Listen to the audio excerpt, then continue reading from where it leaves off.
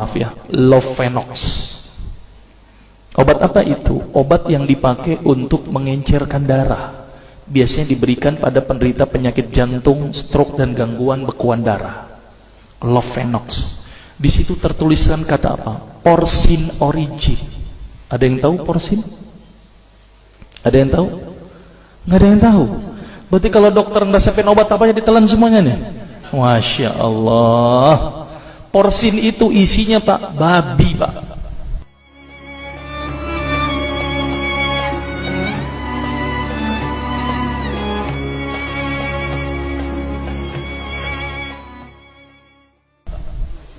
Malah di boxnya tertulis kata-kata benar-benar bersumber dari babi. Saya bilang, waduh, berarti dok kalau antum resepin porsin satu pasien, antum telan itu obatnya, kira-kira ibadah orang tersebut diterima nggak sama Allah? Diterima atau tidak? Tidak akan diterima dok. Siapa yang dipersalahkan nanti? Antum yang menuliskan resep. Satu, diambil lagi obat yang kedua. Saya cerita latar belakang dulu ya sebelum saya terapi senyum. Diambil obat yang kedua. Pada waktu itu diambil apa? Atrapid. Apa itu? Insulin. Tulisannya apa? Human insulin.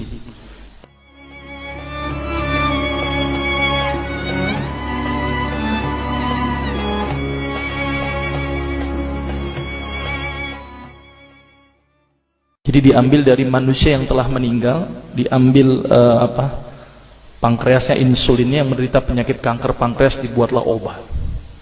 Berarti dokter sudah menyuntikkan manusia ke dalam manusia. Diambil lagi obat yang ketiga. Oh, luar biasa ini dokter. Apa Ustadz ini? Diambil obat namanya analsik. Apa itu analsik? Obat untuk pusing. Ini di kalangan dokter sering resep ini nih. Isinya apa? Antalgin dan diazepam.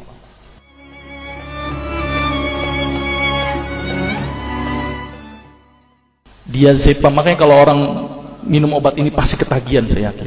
Kalau minum obat warung nggak ngefek gitu. Karena kenapa? Karena mengandung diazepam. Diazepam itu apa? Narkoba Pak, bikin kita teler.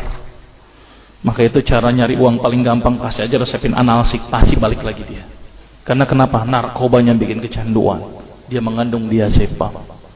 Diazepam fatwa ulama bagaimana? Haram. Diambil lagi obat batuk, kodein.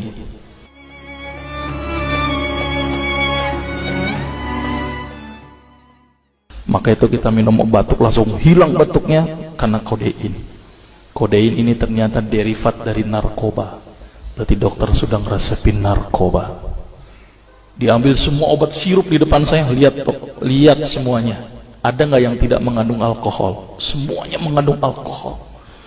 Sampai saya pikir, Masya Allah, berapa ribu pasien yang telah saya resepkan obat-obatan haram tersebut. Ini yang menjadi kegelisahan saya Pak. Maka itu saya beda haluan, kemudian belajar hadis, walaupun gak lulus-lulus biarin, gak apa-apa. Terus kemudian saya melihat ada sesuatu yang salah. Kenapa? Karena agama Islam tidak dipelajari secara benar. Banyak umat Islam saat ini belajar akidah, belajar akhlak, belajar fikih. Tapi lihat, pernahkah umat Islam di sini belajar masalah kesehatan Islam? Sedikit sekali. Kajian-kajian tentang kedokteran Islam hampir tidak ada. Makanya tidak heran sekarang umat Islam yang notabene hebat menurut saya katanya, tapi ternyata banyak yang sakit karena dilupakan aspek ini. Mudah-mudahan ini menjadi awalan kita untuk mengkaji, karena kajian ini rutin Pak. Jadi saya mengisi kaji di beberapa kantor di Jakarta itu per kali pertemuan, per hadis. Dan itu berhubungan dengan masalah kesehatan semuanya. Jadi ternyata Allah ini menurunkan ibadah, memerintahkan kita untuk sholat, puasa, tahajud, semuanya ini bukan untuk kepentingan Allah Pak. Allah nggak butuh sholat kita, Allah tidak butuh puasa kita. Ternyata Allah menurunkan ibadah adalah bentuk rasa sayang Allah kepada barang ciptaannya, yaitu manusia.